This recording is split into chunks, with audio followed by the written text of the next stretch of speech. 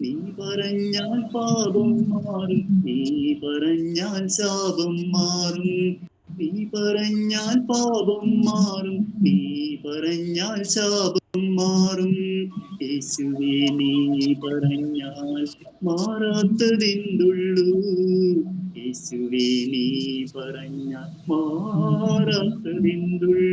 ഒരു വാക്കുമതി എനിക്കതു മതി,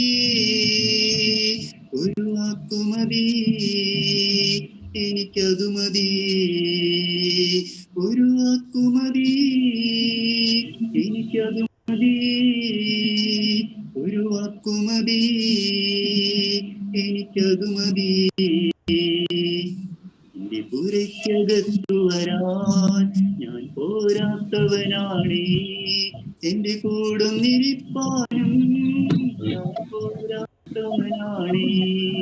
എന്റെ പുരയ്ക്കകത്തു വരാൻ ഞാൻ പോരാത്തവനാണേ, എന്റെ കൂടൊന്നിരിപ്പാനും ഞാൻ പോരാത്തവനാണേ. ഒരു വാക്കുമതി എനിക്കതു മതി, ഒരു വാക്കുമതി എനിക്കതു മതി, ഒരു വാക്കുമതി എനിക്കതു മതി, ഒരു വാക്കുമതി എനിക്കതു മതി, എനിക്കതു മതി. ദൈവത്തിന് സ്തുതി. ദൈവത്തിന്റെ അതിപരിശുദ്ധമായ നാമം വാഴ്ത്തപ്പെടുമാറാകട്ടെ. ഈ അനുഗ്രഹിക്കപ്പെട്ട സന്ധ്യയില്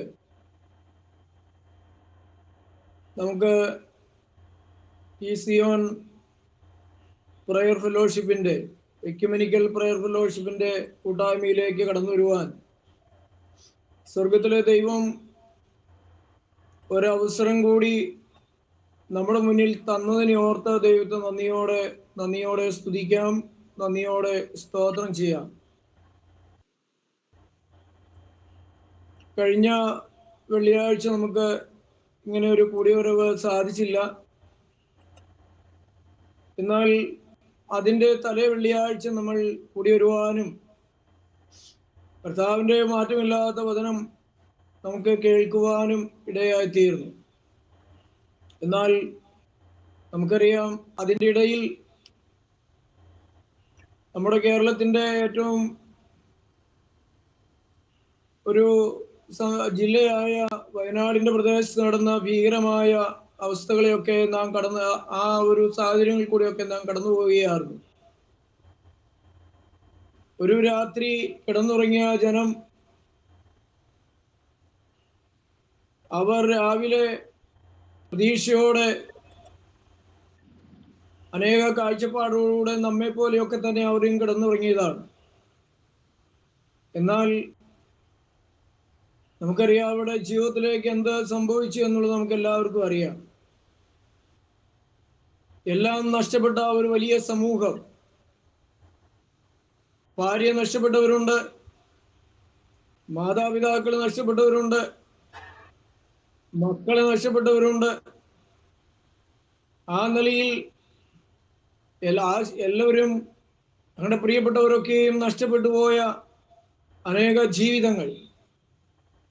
അതുമാത്രമല്ല, അവർക്കെല്ലാമായിരുന്ന കയറി കിടക്കുവാനുള്ള വീട് എല്ലാം നഷ്ടപ്പെട്ടു പോയി. നമുക്കറിയാം, കഴിഞ്ഞ ദിവസം നിങ്ങളൊക്കെ വാർത്താ മാധ്യമങ്ങളിൽ കൂടെയൊക്കെ കണ്ടു കാണും. ഒരു കുടുംബം പോറ്റി പുലർത്തുന്നതിന് വേണ്ടി വിദേശത്ത് ജോലി ചെയ്തിരുന്ന ഒരു മനുഷ്യൻ, ഒരു യൗവനക്കാരൻ, വയനാടിന്റെ പ്രദേശത്തുണ്ടായ ഉരുൾപൊട്ടലിൽ പെട്ടെന്ന് നാട്ടിലേക്ക് കടന്നു വരുവാനായിട്ട് ആവശ്യപ്പെട്ട് കടന്നു വന്നപ്പോൾ അവന്റെ ഭവനത്തിൽ നിന്ന് അവൻ വിദേശത്തേക്ക് പോയതാണ്. എന്നാൽ തിരിച്ചു വന്നപ്പോൾ അവന്റെ വീടിരുന്ന സ്ഥലം പാറക്കൂട്ടങ്ങൾ മാത്രമാണ്. അതുമാത്രമല്ല, അവന്റെ ഭാര്യയില്ല, തൻ്റെ മക്കളില്ല, മാതാപിതാക്കളെ നഷ്ടപ്പെട്ടിരിക്കുന്നു. ആ പാറയുടെ പുറത്തിരുന്ന് ഏങ്ങലടിക്കുന്ന ഒരു യൗവനക്കാരന്റെ ചിത്രം നമ്മൾ കണ്ടതാണ്. അങ്ങനെ എത്രയെത്ര ജീവിതങ്ങൾ പ്രിയപ്പെട്ടവരെ. നമ്മൾ ഓർക്കുക, ഇന്നലെ മിനിയാന്ന് നമ്മൾ കണ്ടു, ആ പ്രദേശത്ത് നിന്ന് ലക്ഷക്കണക്കിന് രൂപ നോട്ടുകെട്ടുകൾ അവിടെ കണ്ടെടുക്കുവാനായിട്ട് ഇടയായിത്തീർന്നു. ആരുടെയെന്നോ ഒന്നും യാതൊരു അറിവുമില്ല. അത് മനുഷ്യന്റെ സമ്പാദ്യങ്ങളായിരുന്നു. പ്രിയപ്പെട്ടവരെ, ഞാനിത് ഓർപ്പിച്ചത്, അവരുടെ സ്വപ്നങ്ങളെല്ലാം തകർന്നു പോയി. നമ്മളൊക്കെ ഇന്ന് ദൈവസന്നിധിയിൽ കടന്നു വന്നിരിക്കുമ്പോൾ പ്രിയപ്പെട്ടവരെ, പാട്ടുകാരൻ ഇങ്ങനെ പാടിയിട്ടുണ്ട്, ഈഹത്തിൽ ഒന്നുമില്ലായേ നേടിയാതെല്ലാം നിത്യയേ, ഈഹത്തിൽ ഒന്നുമില്ലായേ നേടിയാതെല്ലാം മിഥ്യയേ, പരദേശിയാണുലകിൽ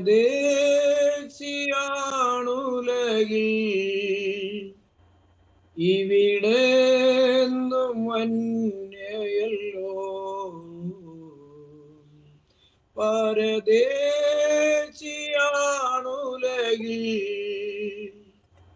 ഇവിടെന്നും അന്യയല്ലോ.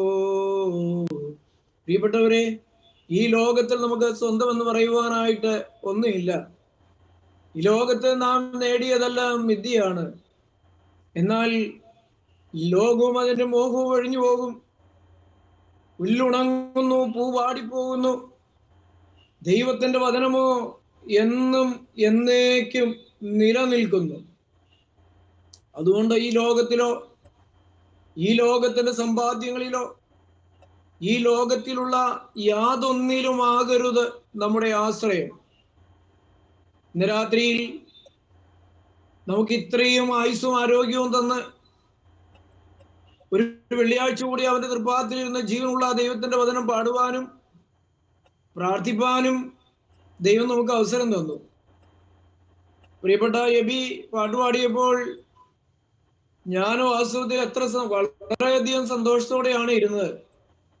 എന്റെ പുറയ്ക്കകത്ത് വരാൻ എനിക്ക് എന്ത് യോഗ്യതയുണ്ട് ദൈവമേ. ഒരു ശതാധിപൻ വിശുദ്ധ വേദപുസ്തകത്തിൽ കർത്താവിന്റെ സാന്നിധ്യം അറിഞ്ഞ് കൊണ്ട് പ്രതികരിക്കുന്ന വാക്കുകളാണ്.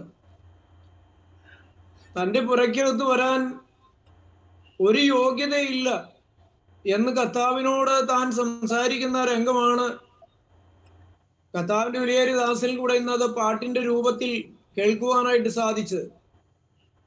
വളരെ മനോഹരമായി അത് എബി പാടി. അത് ഈ കൂട്ടായ്മയ്ക്ക് അനുഗ്രഹമായി തീരുകയാണ്. ആ ഒരു തിരിച്ചറിവ്, നമുക്കൊരു യോഗ്യതയില്ലെങ്കിലും ദൈവം നമുക്ക് ഒരു യോഗ്യതരായിട്ട് നമ്മെ എണ്ണുകയാണ്. യോഗ്യതയൊന്നും ഉണ്ടായിട്ടല്ല, അവന്റെ കൃപയാണ്. കൃപ.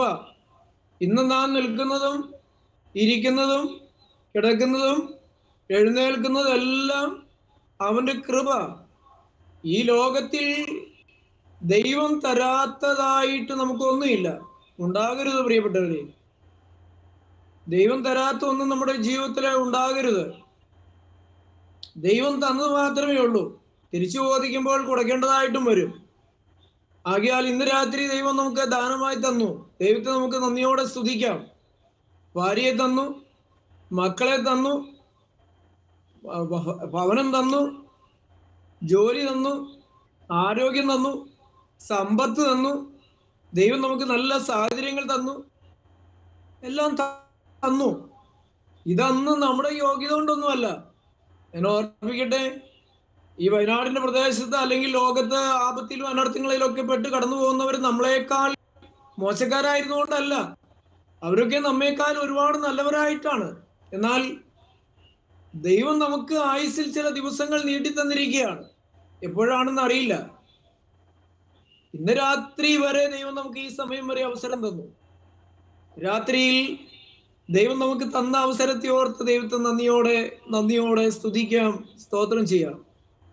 എന്റെ ജീവിതത്തിലേക്ക് ഞാൻ തിരിഞ്ഞു നോക്കുമ്പോൾ പ്രിയപ്പെട്ടവരെ, എന്റെ ജീവിതത്തില് ഞാൻ ഓരോ പ്രഭാതത്തിലും ഓരോ പ്രദോഷത്തിലും എന്റെ ദൈവം എനിക്ക് ഓരോ ദിവസവും നീട്ടി തരുന്ന ആയുസ്സിനെ ഓർത്ത് ഞാൻ ദൈവത്തെ സ്തുതിക്കാറുണ്ട്.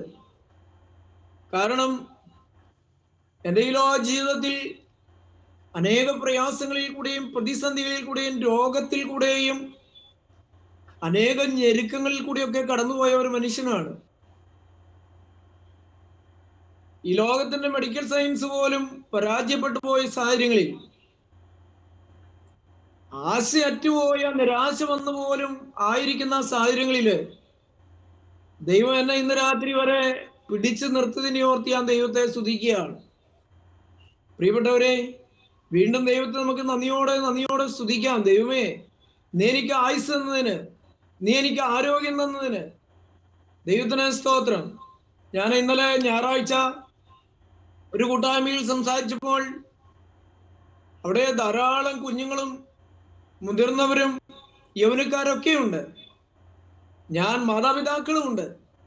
ഞാൻ അവരോട് പറഞ്ഞത്, ദൈവം നമുക്ക് നമ്മുടെ കുഞ്ഞുങ്ങളുമായി, നിങ്ങളുടെ ഭാര്യയുമായി, നിങ്ങളുടെ മാതാപിതാക്കളുമായി ഈ കൂട്ടായ്മയിലേക്ക് കടന്നു വന്ന് വരുവാൻ നിങ്ങൾക്ക് ഈ സന്ധ്യ ദൈവം കൃപ തന്നു. അതൊരു ഭാഗ്യമാണെന്ന് ഞാൻ പറയുവാനായിട്ടിടയായിത്തീർന്നു. പ്രിയപ്പെട്ടവരെ, ദൈവം രാത്രിയിൽ ഈ കൂട്ടായ്മയുടെ മുമ്പിൽ നമ്മളെ കൊണ്ടുവന്നു. ദൈവത്തെ നന്ദിയോടെ സ്തുതിക്കാം. നമ്മുടെ ഹൃദയത്തിൽ തുറന്ന ദൈവത്തെ സ്തുതിക്കാം. നമ്മെ നടത്തിയ വിധങ്ങളെ ഓർത്ത് സ്തുതിക്കാം. നമുക്ക് ദൈവം തന്ന സകല അനുഗ്രഹങ്ങളെ ഓർത്ത് നമുക്ക് നന്ദിയോടെ സ്തുതിക്കാം. ദൈവത്തിന് സ്തോത്രം. കർത്താവേ, ഇന്ന് രാത്രിയിൽ നിന്റെ നാമം മഹത്വപ്പെടുവാനിടയാകണം. കർത്താവേ, നീ തരുന്ന വചനങ്ങളിൽ കൂടെ, ഞങ്ങളെ കേൾപ്പിച്ച വിശുദ്ധ വേദവായനയിൽ കൂടെ, ഞങ്ങൾ കേട്ട സംഗീതത്തിൽ കൂടെയൊക്കെ ഇന്ന് നിന്റെ നാമം മഹത്വപ്പെടുവാനായിട്ട്, ഞങ്ങൾക്കല്ല ദൈവമേ, നിന്റെ നാമം മഹത്വപ്പെടുവാനായിട്ട് അവിടുന്ന് ഇടയാക്കണമേ എന്ന് നമുക്ക് പ്രാർത്ഥിക്കാം. ഇന്ന് രാത്രിയില് അവന്റെ വചനം വാഴ്ത്തി നുറുക്കി തരുന്നതിന് വേണ്ടിയിട്ട് നമുക്ക് പ്രാർത്ഥിക്കാം. അല്പനേരത്തെ ചിന്തയ്ക്ക് വേണ്ടിയിട്ട് ശുദ്ധമുള്ള രൂത്തിന്റെ പുസ്തകം വേദോത്സവമുള്ളവരൊന്ന് തുറന്നു നോക്കുന്ന നല്ലതാണ്. ഇത് ആ രൂത്തിന്റെ പുസ്തകം നമുക്ക് ഒരുപാട് കാര്യങ്ങൾ ആത്മീയമായി മനസ്സിലാക്കുവാനായിട്ടുള്ള കാര്യങ്ങളുണ്ട്. ശുദ്ധമുള്ള രൂത്തിന്റെ പുസ്തകം ഉള്ളവരൊന്ന് എടുക്കാം.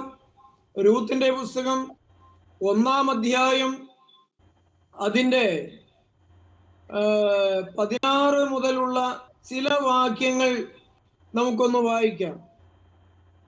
ശുദ്ധമുള്ള രൂത്തിന്റെ പുസ്തകം 1-ാം അധ്യായം 16 മുതൽ ഉള്ള ചില വാക്യങ്ങള് റജിക്ക് വായിക്കാൻ പറ്റുമോ? അതിന് രൂത്ത്, നിന്നെ വിട്ടുപിരിവാനും നിന്റെ കൂടെ വരാതെ മടങ്ങിപ്പോകുവാനും എന്നോട് പറയരുതേ.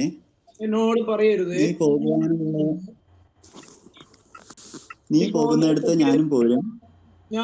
നീ പാർക്കുന്നിടത്ത് ഞാനും പാർക്കും. നിന്റെ ജനം എന്റെ ജനം, നിന്റെ ദൈവം എന്റെ ദൈവം.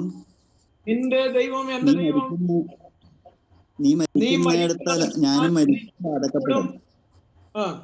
മരണത്താലല്ലാതെ ഞാൻ നിന്നെ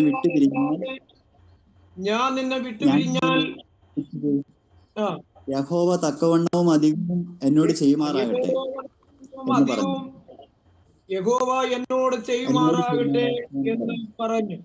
എന്ന് പറഞ്ഞു. ദൈവത്തിന് സ്തോത്രം.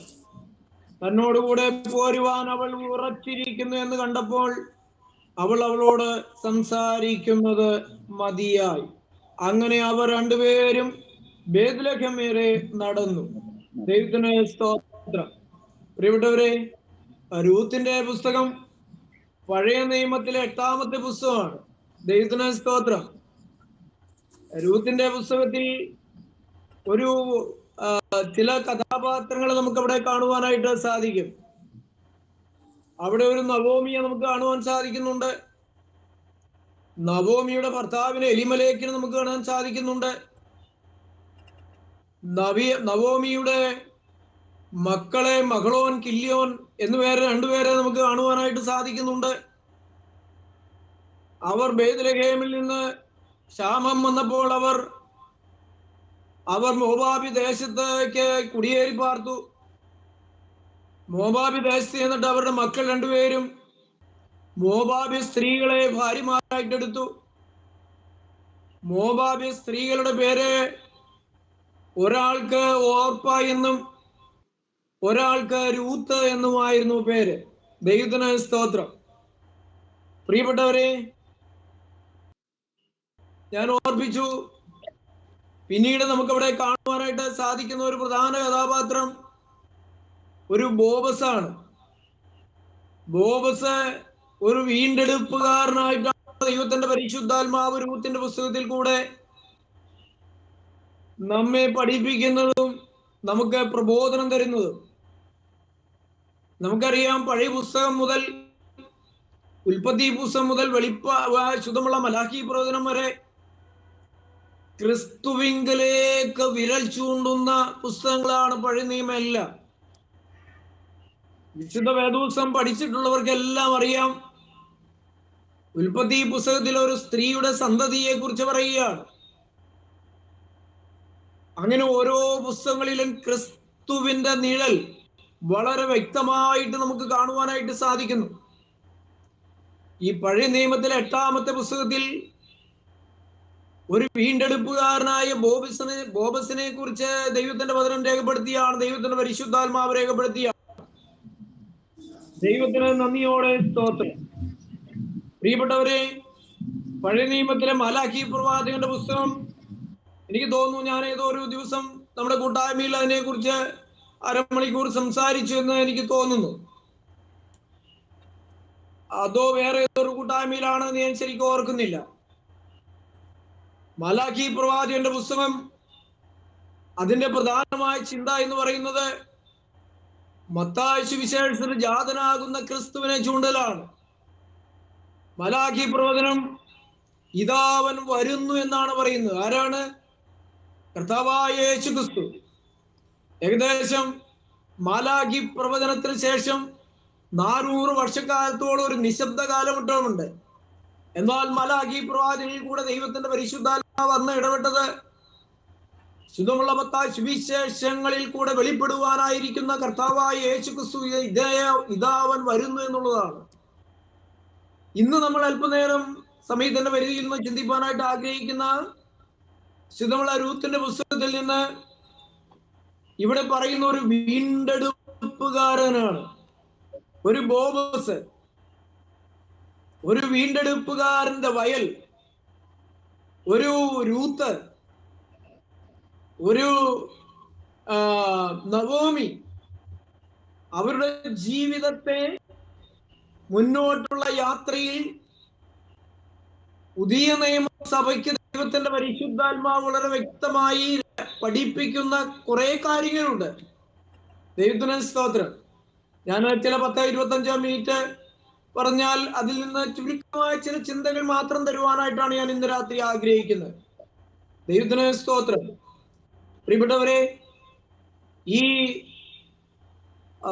നവോമിയും തന്റെ മക്കളും ഭർത്താവും ഈ രൂത്തിന്റെ പുസ്തകം 1-ാം അധ്യായം നാം വായിക്കുമ്പോൾ ഇങ്ങനെയാണ്: ന്യായാധിപന്മാർ ന്യായപാലനം നടത്തിയ കാലത്ത് ഒരിക്കൽ ദേശത്ത് ക്ഷാമമുണ്ടായി.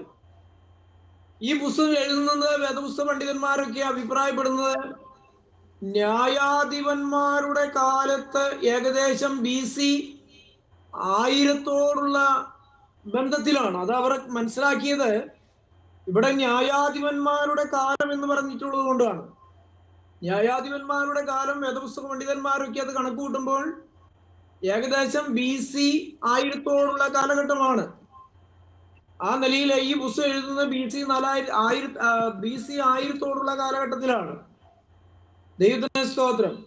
പ്രിയപ്പെട്ടവർ, ഈ പുസ്തകത്തിന്റെ എഴുത്തുകാരൻ ശൗമേൽ പ്രവാചകനാണ് എന്ന് വ്യക്തമായിട്ട് ആർക്കും പറയുവാൻ സാധിക്കുന്നില്ലെങ്കിലും പല വേദപുസ്തക പണ്ഡിതന്മാരും ഇതിനെ കുറിച്ച് വിലയിരുത്തുന്നത് അങ്ങനെയാണ്. അവരൊക്കെ പറയുന്നത് ഇതിന്റെ യഹൂദ പാരമ്പര്യങ്ങളിൽ നിന്നാണ് അങ്ങനെ ലഭിക്കുന്നത് എന്നുള്ളത് മാത്രമാണ്. ദൈവത്തിന് സ്തോത്രം. അതിനെക്കുറിച്ച് മറിച്ചും അഭിപ്രായമുള്ള വേദപുസ്തക പണ്ഡിതന്മാരുണ്ട്. എന്നാൽ നമ്മെ സംബന്ധിച്ചിടത്തോളം അതൊന്നുമല്ല വലുത്. ദൈവത്തിന് ഒരു കാര്യം വ്യക്തമാണ്, നമുക്കിത് മനസ്സിലാക്കുവാൻ, ഇതിന്റെ ആന്തരിക സത്യങ്ങളിൽ നാം ദൈവസഭയ്ക്ക് വെളിപ്പെടുവാൻ ദൈവത്തിന്റെ പരിശുദ്ധാത്മാവ് ഇങ്ങനെ ഒരു പുസ്തകം രേഖപ്പെടുത്തി. ദൈവത്തിന് സ്തോത്രം. ആ പുസ്തകത്തിൽ കൂടെ ഇന്ന് നമ്മൾ കേട്ട വചനത്തിൽ കൂടെയൊക്കെ ദൈവമേ നിന്റെ ആത്മാവ് എനിക്ക് വേണ്ട ചില സന്ദേശങ്ങൾ ഇന്ന് രാത്രി തരണമേ എന്ന് നമുക്ക് വീണ്ടും പ്രാർത്ഥിച്ചുകൊണ്ടിരിക്കാം.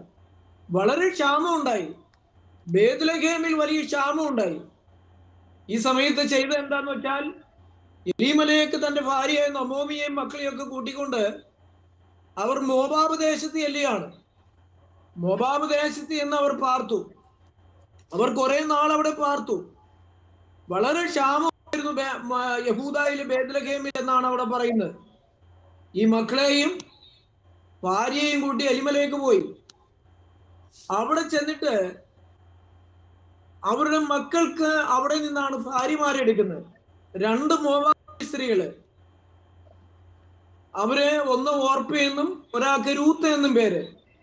ദൈവത്തിന് സ്തോത്രം. അവർ അങ്ങനെ വിവാഹം കഴിച്ച് അവർ സന്തോഷത്തോടെ ജീവിച്ചു വരുന്ന ഒരു കാലം. പെട്ടെന്ന് അവരുടെ ജീവിതത്തിലേക്ക് ചില കെടുതികൾ ആഞ്ഞടിക്കാൻ തുടങ്ങിയാണ്. ചില കെടുതികൾ നമ്മുടെയൊക്കെ ജീവിതത്തിൽ പട്ടിണി മാറി എന്ന് തോന്നുന്ന ഒരു കാലം. കഠിന പ്രയത്നം ചെയ്ത് ജീവിതത്തിന്റെ ചില വാതിലുകളൊക്കെ തുറന്നിട്ട്, കഷ്ടതയുടെ വാതിലൊക്കെ തീർന്ന്, ചില പ്രതിസന്ധികളും പ്രതികൂലങ്ങളൊക്കെ ഒന്ന് തീർന്നു എന്ന് വിചാരിച്ച് ഒന്ന് സ്വസ്ഥമായി എന്ന് വിചാരിക്കുന്ന കാലഘട്ടത്തിലൊക്കെയാണ് ഇന്ന് അനേകരുടെ ജീവിതത്തിലേക്കും പല പ്രതിസന്ധികളും കടന്നു വരുന്നത്. പെട്ടെന്ന് തരിച്ചു നിന്നു പോകുന്ന ചില പ്രതികൂലങ്ങൾ, പ്രതിസന്ധികൾ ഇന്നും അനേകരെ നാം പഠിക്കുമ്പോൾ അങ്ങനെയാണ്. ലോകത്തിലേക്ക് നോക്കുമ്പോഴും അങ്ങനെയാണ്. ഇവരുടെ ജീവിതത്തിൽ ഇവർ കുറച്ച് പട്ടിണി മാറുന്ന കാലം വരെ താമസിക്കാൻ പോയതാണ്.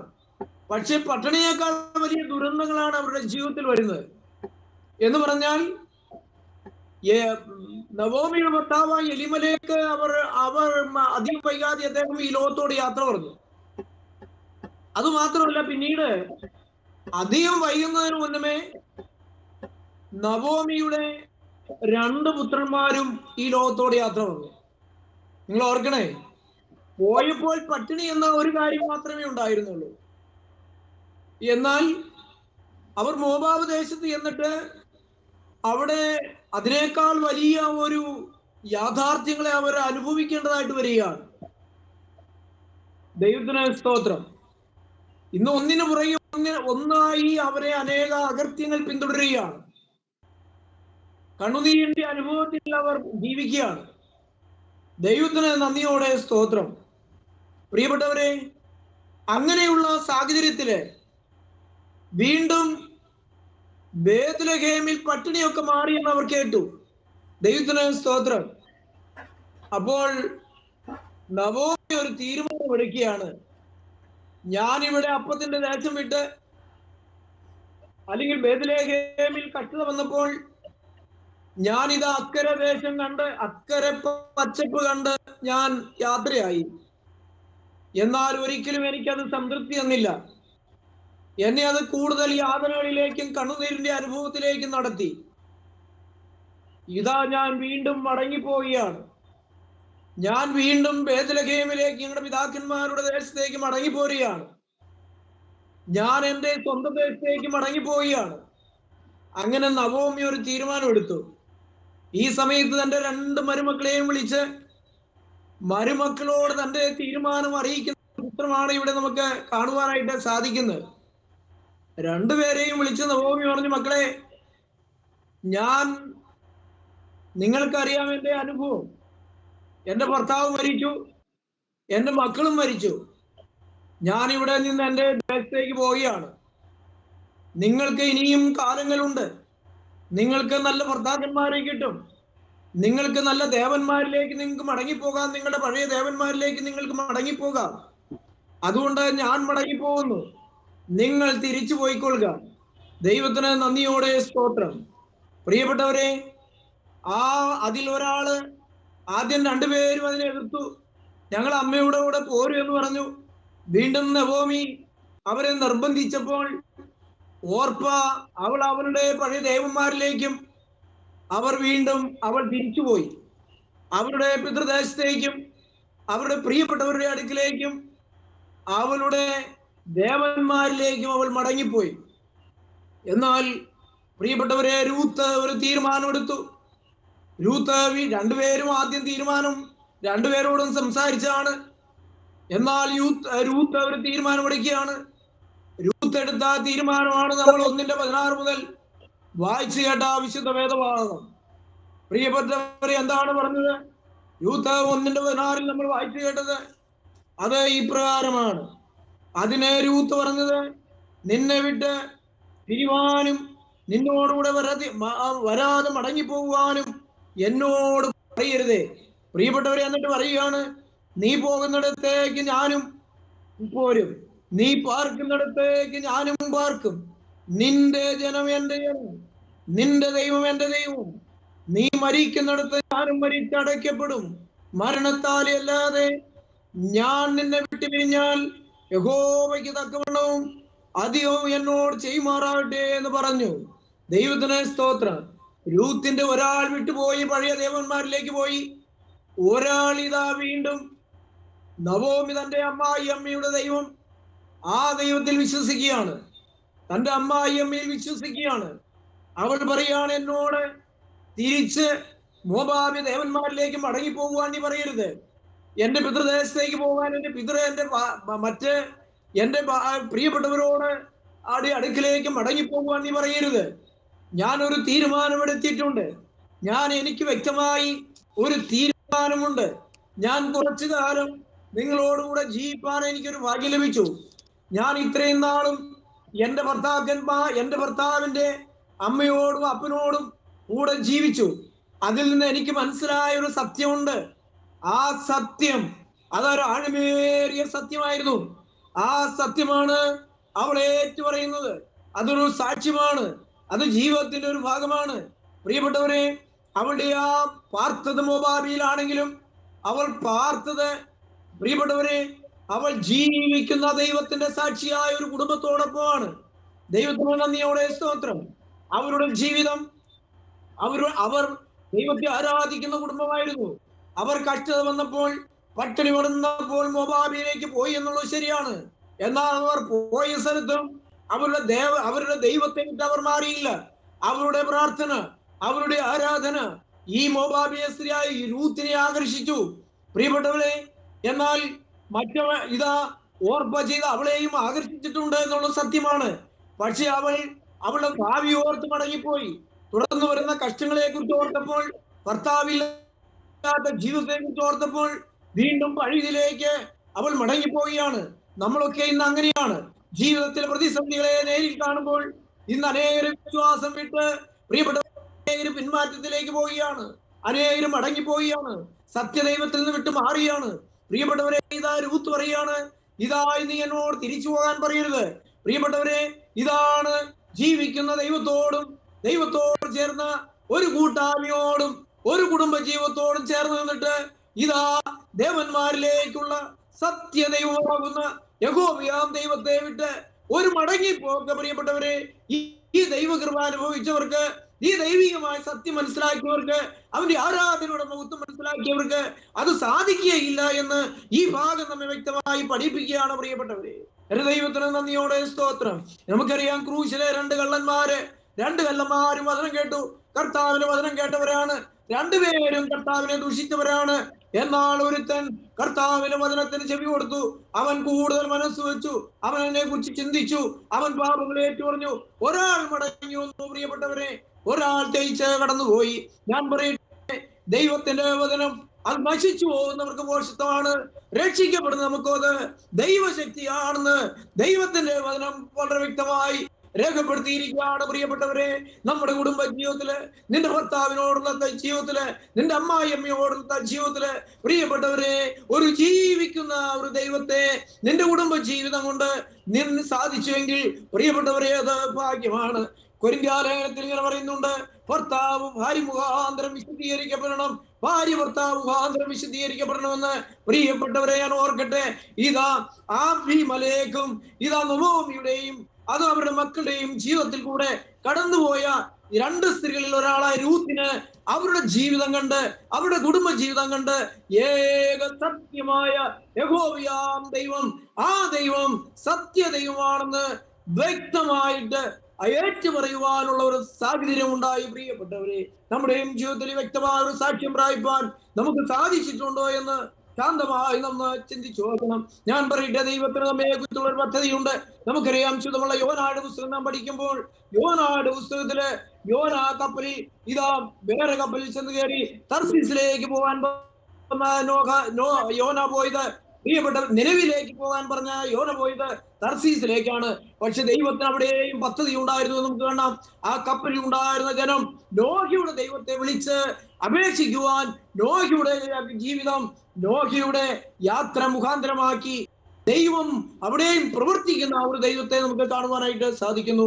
പ്രിയപ്പെട്ടവരെ, ഞാൻ ഓർപ്പിക്കട്ടെ, ഇതായ രൂത്തിന്റെ ഏറ്റുപറച്ചിൽ അത് അവൾക്ക് ഈ കുടുംബ ജീവിതത്തിൽ, പ്രിയപ്പെട്ടവരെ, അവൾക്ക് ഒരു തിരിച്ചറിവ് ലഭിച്ചു. ദൈവത്തിന് നന്ദിയോടെ സ്തോത്രം. നമ്മുടെ ജീവിതത്തിൽ ഇതുവരെയും ഈ ഒരു അനുഭവം ഉണ്ടായിട്ടില്ല എങ്കിൽ, പ്രിയപ്പെട്ടവരെ, നിന്റെ ദൈവം എന്റെ ദൈവം എന്ന് പറയുവാനായിട്ട് നമുക്ക് സാധിക്കണം. ഏക സത്യമായ യഹോവയാം ദൈവം, ഏക ദൈവത്തിലേക്ക് പൂർണ്ണമായി സമർപ്പിച്ചു കൊടുക്കാനായിട്ട് നമുക്ക് സാധിക്കണം. ദൈവത്തിന് സ്തോത്രം. അവർ അവിടുന്ന് മടങ്ങി വരാൻ തയ്യാറെടുക്കുകയാണ്. നീ പാർക്കിടത്ത് ഞാനും പാർക്കും, നിന്റെ ജനം എന്റെ ജനമാണ്. ദൈവത്തിന്റെ ഒരു കൂട്ടായ്മ, ദൈവജനം എന്റെ ജനമാണ്. എനിക്കിനി പഴുതിലേക്ക് മടങ്ങണ്ട. നിന്റെ ജനം എന്റെ ജനം, ആരാധിക്കുന്ന ജനം, സ്തുതിക്കുന്ന ജനം, സ്തോത്രമുള്ള ജനം. പ്രിയപ്പെട്ടവരെ, അവിടെ പട്ടിണിയായാലും എനിക്ക് പ്രശ്നമില്ല. ആരാധിക്കുന്ന ജനത്തോട് കൂടിയുള്ള ഒരു വാസം, ദൈവത്തിന് നന്ദിയോടെ സ്തോത്രം. അത് അനുഗ്രഹമാണ്. ഇന്ന് നിങ്ങൾ ഈ കൂട്ടായ്മയിലേക്ക് കടന്നു വന്ന് നന്നായി. പ്രിയപ്പെട്ടവരെ, സത്യ ദൈവത്തെ ഉയർത്തുന്ന ഒരു കൂട്ടായ്മയിലേക്ക് ദൈവത്തിന്റെ പരിശുദ്ധാത്മാവാണ് നിങ്ങളോട് ഇടപെട്ട് ഈ കൂട്ടായ്മയിലേക്ക് കൊണ്ടുവരുന്നത്. ദൈവത്തിന് നന്ദിയോടെ സ്തോത്രം. അവൾ മടങ്ങിപ്പോവുകയാണ്, അവൾ മടങ്ങിപ്പോരുകയാണ്.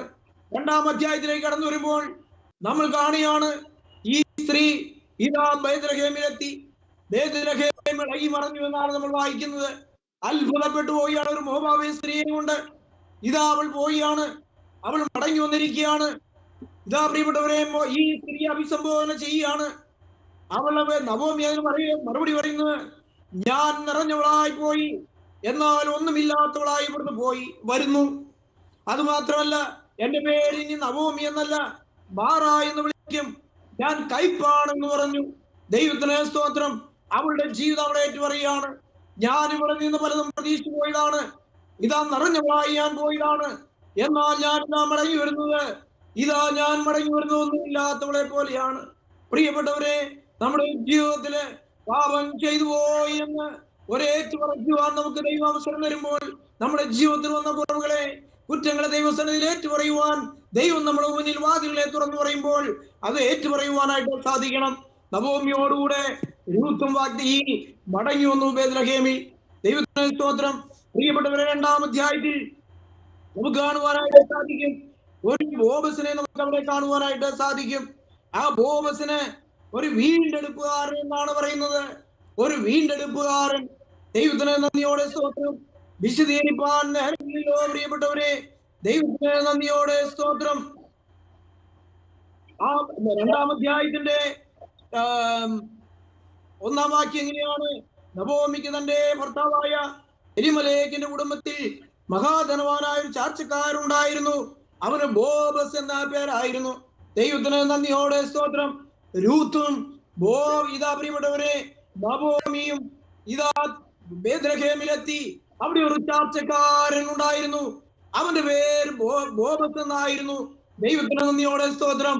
അത് മാത്രമല്ല, രൂത്ത് അവിടെ വന്നു. അവൾ ഒരു ജോലി അന്വേഷിച്ചു. അവിടെ മടങ്ങി വന്നിട്ട് അവൾ ഇതാ ഒരു ജോലി അന്വേഷിച്ച് അവൾ എത്തുന്നത് ഒരു ബോബസിന്റെ വയലിലാണ്. ദൈവത്തിന് നന്ദിയോടെ സ്തോത്രം. അവളുടെ ജോലി കറ്റപറുക്കുന്ന ജോലി. പ്രിയപ്പെട്ടവരെ, ആ കറ്റപറുക്കുന്നവരുടെ ഇടയിൽ അവൾ കറ്റ പറുക്കുവാനായിട്ട് തുടങ്ങി. ദൈവത്തിന് സ്തോത്രം. ഈ സമയത്ത് ഒരു ബോബസ് നടന്നു വരികയാണ്. ഒരു ബോബസ് ഈ സ്ത്രീ ഏതാണെന്ന് ചോദിച്ചു. പ്രിയപ്പെട്ടവരെ, അവന്റെ ഈ വയലെല്ലാം നോക്കിയെടുത്തുന്നവര് പറഞ്ഞു, ഇത് ഇന്ന സ്ത്രീയാണ്, ഇത് ഇന്ന സ്ത്രീയാണ്. ഇവളുടെ നവോമിയുടെ മകളാണ്. ഇവരെ മോബാബ് ദേശത്ത് മടങ്ങി വരുന്നവരാണ്. ഇവൾ മോബാബിയ സ്ത്രീയാണ്. ഇതായ ഈ നവോമിയുടെ മക്കളിൽ ഒരാളായ മഹ്ലോൻ കില്യോന്റെ ഭാര്യയാണ് എന്ന് വളരെ വ്യക്തമായി പറയുകയാണ്. പ്രിയപ്പെട്ടവരെ, ബോബസ് അവളോട് മനസ്സലിഞ്ഞു. അവൾക്ക് അവന്റെ വയലിൽ കറ്റ പറക്കുവാനായിട്ടുള്ള അവസരം കൊടുത്തു. ദൈവത്തിന് നന്ദിയോടെ സ്തോത്രം. പ്രിയപ്പെട്ടവരെ, എന്തുണ്ടായ ദൈവത്തിന്റെ പരിശുദ്ധാത്മാവ് ഒരു നടത്തുന്ന ഒരു ചിത്രമുണ്ട്. എന്റെ ദൈവത്തിന് നന്ദിയോടെ സ്തോത്രം. പ്രിയപ്പെട്ടവരെ, ആ ബോബസിന്റെ വയലിൽ ദൈവം അവളെ എത്തിച്ചു. ദൈവത്തിന്റെ പരിശുദ്ധാത്മാവിടെ എത്തിച്ചു. ആ ബോബസ് ഒരു വീണ്ടെടുപ്പുകാരൻ പ്രിയപ്പെട്ടവരെ ഇന്നും ജീവിക്കുന്നു. നിങ്ങൾക്കറിയുമോ, ഈ ബോബസുകാർ, ഞാൻ പറഞ്ഞു, ഈ രൂത്തിന്റെ പുസ്തകം വെളിപ്പെടുത്തുന്നത് നമ്മുടെ പ്രിയപ്പെട്ടവരെ, ഇതാ നമ്മുടെ പാരമ്പര്യങ്ങൾ പറയുമ്പോൾ ശുദ്ധമുള്ള മത്തായി സുവിശേഷത്തിലെല്ലാം വംശപാരമ്പര്യങ്ങളെ കുറിച്ച് ഓർപ്പിക്കുമ്പോൾ പ്രിയപ്പെട്ടവരെ, ഒബേദിനെ കുറിച്ച് പറയുന്നുണ്ട്, ഈശായിയെ കുറിച്ച് പറയുന്നുണ്ട്, ദാവീദിനെ കുറിച്ച് പറയുന്നുണ്ട്. ദാവീദിന്റെ പിതാവായ ഈശായിയെയും ഈശായുടെ പിതാവായ ഒബേദിനെയും പ്രിയപ്പെട്ടവരെ തലമുറകളെ വർണ്ണിക്കുമ്പോൾ വളരെ വ്യക്തമായി ഓർപ്പിക്കുകയാണ്. ഞാൻ പറയട്ടെ, പുതിയ നിയമത്തിൽ ക്രിസ്തുവിന്റെ വംശപാരമ്പര്യം വെളിപ്പെടുത്തുവാൻ ഈ രൂത്തിന്റെ പുസ്തകം വളരെ വ്യക്തമായി പ്രിയപ്പെട്ടവരെ പ്രതിപാദിച്ചിരിക്കുകയാണ്. 4 സ്ത്രീകളെ രൂത്തിന്റെ പുസ്തകം വെളിപ്പെടുത്തുമ്പോൾ, മത്തായി സുവിശേഷം രേഖപ്പെടുത്തുമ്പോൾ 1-ാം അധ്യായം 5-ാം വാക്യവും 6-ാം വാക്യവും 8-ാം വാക്യവും ഒക്കെ ഈ സ്ത്രീകളെ വെളിപ്പെടുത്തിയാണ്. അതിൽ പ്രിയപ്പെട്ടവരെ, മോബാബിയ സ്ത്രീയായ ഈ രൂത്തും ഇതാ ഈ കർത്താവിന്റെ വംശപാരമ്പര്യത്തിൽ ദൈവത്തിന്റെ പരിശുദ്ധാത്മാവ് ചരിത്രം എഴുതുമ്പോൾ രേഖപ്പെടുത്തിയാണ്. എന്റെ ദൈവത്തിന് നന്ദിയോടെ സ്തോത്രം. പ്രിയപ്പെട്ടവരെ, ഒരു വീണ്ടെടുപ്പുകാരൻ ജീവിക്കുന്നു. പത്രോസ് ലീഗ ശുദ്ധമുള്ള 1 പത്രോസിന്റെ ലേഖനം 1:18 ഇങ്ങനെ പറയുന്നു: നിങ്ങളെ വ്യർത്ഥവും പിതൃപാരമ്പര്യവുമായ നിങ്ങളെ വ്യർത്ഥമായ നടപ്പിൽ നിന്ന് നിങ്ങളെ വീണ്ടെടുത്തിരിക്കുന്നത് പൊന്ന് വെള്ളി എന്നീ അഴിഞ്ഞു പോകുന്ന വസ്തുക്കളെ കൊണ്ടല്ല, നിർദോഷവും നിഷ്കളങ്കവുമായ കുഞ്ഞാടിന്റെ വിലയേറിയ രക്തം കൊണ്ടാണ്. ദൈവത്തിന് നന്ദിയോടെ സ്തോത്രം. പ്രിയപ്പെട്ടവരെ, ഈ രൂത്ത് ഒരു ബോബസിന്റെ വയലിൽ ചെന്നുപെട്ടു. ദൈവം ഭാഗ്യമായി പോയി. പ്രിയപ്പെട്ടവരെ, അനേക ധനവാന്മാരുടെ വയൽ അവിടെ ഉണ്ടായിരുന്നു. പക്ഷെ അവൾ ചെന്നത് ഭാഗ്യവശാൽ ബോബസിന്റെ വയലിലായിരുന്നു. പ്രിയപ്പെട്ടവരെ, നമ്മൾ ആ പുസ്തകം വായിക്കുമ്പോൾ നമുക്കറിയാം, അവരുടെ ചാർച്ചക്കാരിൽ ഒരുത്തനായ ഈ നവോമിയുടെ ചാർച്ചക്കാരിൽ ഒരുത്തനായിരുന്നു ഈ ബോബസ് എന്ന് പറയുന്നത്. ആ ചാർച്ചക്കാരുടെ പ്രമാണം അനുസരിച്ച് പ്രിയപ്പെട്ടവരെ, ലേവ്യ നിയമത്തിലൊക്കെ നാം വായിക്കുമ്പോൾ ആരാണ് വീണ്ടെടുക്കേണ്ടതെന്ന് വളരെ വ്യക്തമായി രേഖപ്പെടുത്തിയിരിക്കുന്നുണ്ട്. അടുത്ത ചാർച്ചക്കാരന് വീണ്ടെടുക്കാം. എന്നാൽ പ്രിയപ്പെട്ടവരെ, എന്നാൽ 1-ാമത്തെ ചാർച്ചക്കാരന് സാധിച്ചില്ല എങ്കിൽ 2-ാമത്തെ ചാർച്ചക്കാരന് വീണ്ടെടുക്കാമെന്ന് ലേവ്യ പ്രമാണങ്ങളിലെല്ലാം രേഖപ്പെടുത്തിയാണ്. പ്രിയപ്പെട്ടവരെ, ഞാൻ അത് വിശദീകരിക്കാനായിട്ട് ആഗ്രഹിക്കുന്നില്ല. എന്നാൽ ഒരു കാര്യം ഞാൻ പറയട്ടെ, ഒന്നാമത്തെ ചാർച്ചക്കാരൻ ഈ രൂത്തിനെ വീണ്ടെടുക്കാതെ പോയപ്പോൾ ഇതാ 2-ാമത്തെ അർഹതപ്പെട്ട ചാർച്ചക്കാരൻ, പ്രിയപ്പെട്ടവരെ, ഒരു ബോബസ്, ഒരു വീണ്ടെടുപ്പുകാരൻ ഈ രൂത്തിനെ ഇതാ പ്രിയപ്പെട്ടവരെ വീണ്ടെടുക്കുകയാണ്. ഇതിന്റെ എല്ലാം അടിസ്ഥാനം പ്രിയപ്പെട്ടവളെ അവളുടെ ഉറച്ച തീരുമാനമായിരുന്നു. ദൈവത്തിന് നന്ദിയോടെ സ്തോത്രം. അങ്ങനെ അത് മാത്രമല്ല, ഈ ബോബസ് പ്രിയപ്പെട്ടവരെ അവന്റെ വയലിൽ കറ്റപറക്കിയിരുന്നവളെ ഇതാ അവൻ ഭാര്യയായി അവന്റെ സങ്കേത വിശ്രാമ സ്ഥലത്തേക്ക് കൊണ്ടുപോകുന്ന ചിത്രമാണ് 4-ാം അധ്യായമുള്ള രൂത്തിന്റെ പുസ്തകത്തിൽ കൂടെ നമുക്ക് വായിച്ചറിയുവാനായിട്ട് സാധിക്കുന്നത്. എന്റെ ദൈവത്തിന് നന്ദിയോടെ സ്തോത്രം. ദൈവമക്കളെ, നമുക്കൊരു ഉറച്ച തീരുമാനം, ജീവിക്കുന്ന ദൈവം എന്റെ ദൈവം എന്ന് പറയുവാനുള്ള ഒരു തീരുമാനം. അത് ഭാവിയെ കുറിച്ച് ഓർത്ത് പിന്നെ ചഞ്ചലപ്പെടേണ്ട, കഷ്ടതയാണോ പട്ടിണിയാണെന്ന് ഓർത്ത് ഭാരപ്പെടേണ്ട. നമുക്ക് ഇറങ്ങാം പ്രിയപ്പെട്ടവരെ, ദൈവത്തിന്റെ വഴിയിലേക്ക് ഇറങ്ങാം, അവന്റെ വേലയിലേക്ക് ഇറങ്ങാം. ഒരു വീണ്ടെടുപ്പുകാരുടെ വയലിൽ നമുക്ക് കറ്റപറക്കുന്നവരായി മാറാം. വേലക്കാരോട് ചേർന്ന് കർത്താവിന്റെ മാറ്റമില്ലാത്ത സാക്ഷികളായി നമുക്ക് ജീവിക്കാം. പ്രിയപ്പെട്ടവരെ, ഒരു വീണ്ടെടുപ്പുകാരനോട് ചേർന്ന് നമുക്ക് നിൽക്കാം. അവനോട് ചേർന്ന് നമുക്ക് കറ്റ മെതിക്കുന്ന ആ കൂമ്പാരത്തിന്റെ അടുക്കൽ ചെന്ന് അവനോട് കൂടെ നമുക്ക് അടുത്തിടപഴകാം. പ്രിയപ്പെട്ടവരെ, അതുമാത്രമല്ല, ഇതാ ഈ വീണ്ടെടുപ്പുകാരൻ അവളുമായി വ്യക്തിപരമായ ഒരു അനുഭവത്തിൽ കൂടെ അവൾക്ക് ബന്ധപ്പെടുവാനായിട്ട് ഇടയാക്കിയിരുന്നു. ഒരു വ്യക്തിപരമായ ഒരു അനുഭവത്തിൽ കൂടെ ചില തീരുമാനങ്ങൾ എടുത്തുകൊണ്ട് ഈ വീണ്ടെടുപ്പുകാരൻ അവളെ വിവാഹം കഴിക്കുന്ന ഒരു അനുഭവത്തിലേക്ക് കടന്നു വന്നു. പ്രിയപ്പെട്ടവരെ, ഞാൻ ഓർപ്പിക്കട്ടെ, നാം വിവാഹ നിശ്ചയം ചെയ്തവരാണ്. നമ്മുടെ കർത്താവിന് വേണ്ടി, മണവാളിന് വേണ്ടി പ്രിയപ്പെട്ടവരെ, നമ്മുടെ വീണ്ടെടുപ്പുകാരനായ കർത്താവിന്റെ കരങ്ങളിലേക്ക് നിർമ്മല കന്യായി നമുക്ക് വിട്ടുകൊടുക്കാം. പ്രിയപ്പെട്ടവരെ, അവൻ നമ്മെ വിവാഹം കഴിക്കുന്നവനാണ്. കർത്താവായ യേശു ക്രിസ്തു അവൻ നമ്മുടെ വീണ്ടെടുപ്പുകാരനാണ്, അവൻ രക്ഷകനാണ്, അവൻ നമുക്ക് വേണ്ടി കാൽവറിയിൽ മരിച്ചവനാണ്, അവൻ അടക്കപ്പെട്ടവനാണ്, അവൻ ഉയർത്തെഴുന്നേറ്റവനാണ്, അവൻ സ്വർഗ്ഗാരോഹണം ചെയ്തവനാണ്, അവൻ നമ്മെ വീണ്ടെടുപ്പാൻ. പ്രിയപ്പെട്ടവരെ, അവൻ വീണ്ടും വരുന്നു നമ്മെ ചേർപ്പാൻ, അവൻ വീണ്ടും വരുന്നു. നമുക്ക് ഒരുങ്ങാം. ചില തീരുമാനങ്ങളിൽ കൂടെ, വ്യക്തമായ സമർപ്പണയിൽ കൂടെ നമുക്കും നാം ജീവിതത്തിൽ വരുന്ന പ്രതീക്ഷ നടുവിൽ നടത്തുന്ന ഒരു ദൈവമുണ്ട്. അത് അവന്റെ വേലക്കാരോട് ചേർന്ന് നമുക്കും കറ്റപറക്കാം, കർത്താവിന് വേല ചെയ്യാം. ദൈവം നമുക്ക് തന്നിരുന്ന അനുഗ്രഹങ്ങൾ കർത്താവിന് വേലയ്ക്ക് വേണ്ടി ഉപയോഗിക്കാം. നമ്മുടെ ആരോഗ്യം, നമ്മുടെ സമ്പത്ത്, നമ്മുടെ മറ്റിൽ ദൈവം തന്നിരിക്കുന്ന സകല കാര്യങ്ങളും കർത്താവിന്റെ വേലയ്ക്ക് വേണ്ടി, കർത്താവിന് വഴി, കർത്താവിന് വേണ്ടി നമുക്ക് വേല ചെയ്യാം. പ്രിയപ്പെട്ടവരെ, അനേകരെ വീണ്ടെടുപ്പാൻ ഇതാ ഒരു കർത്താവ് ജീവിക്കുന്നു. അവന്റെ കരങ്ങളിലേക്ക് നമ്മുടെയും ജീവിതത്തെ വിട്ടുകൊടുക്കാം, പാപങ്ങളെ ഏറ്റുപറയാം. പ്രിയപ്പെട്ടവരെ, വ്യക്തമായ ഒരു സാക്ഷ്യത്തോടുകൂടെ ഒരു വീണ്ടെടുപ്പുകാരനായ ബോവസിന്റെ അടുക്കിലേക്ക് നമുക്ക് കടന്നെല്ലാം. ഒരു വിശ്രാമ സ്ഥലമുണ്ട്. എന്റെ പിതാവിന്റെ ഭവനത്തിൽ അനേക വാസസ്ഥലങ്ങളുണ്ട്. ഇല്ലെങ്കിൽ ഞാൻ നിങ്ങളോട് പറയുമായിരുന്നു, ഞാൻ നിങ്ങൾക്ക് സ്ഥലം ഒരുക്കുവാൻ പോകുന്നു. ഞാൻ പോയി സ്ഥലം ഒരുക്കിയാൽ വീണ്ടും വന്ന് നിങ്ങൾ എന്റെ അടുക്കൽ ചേർത്തു എന്നുള്ള ഇതാ കർത്താവിന് മാറ്റമില്ലാത്ത വചനം. ഒരു സങ്കേത നഗരമുണ്ട്, ഒരു വിശ്രാമ സ്ഥലമുണ്ട്. കർത്താവിന് മണവാട്ടിയായി ഒരു സഭയെ ചേർപ്പാൻ കർത്താവ് വരുന്നു. അവന്റെ വരവിന് വേണ്ടി നമുക്ക് ഒരുങ്ങാം. ദൈവത്തിന്റെ പരിശുദ്ധാത്മാവ് നമ്മെ സഹായിക്കട്ടെ. ദൈവത്തിന് സ്തുതി, ദൈവത്തിന് സ്തോത്രം.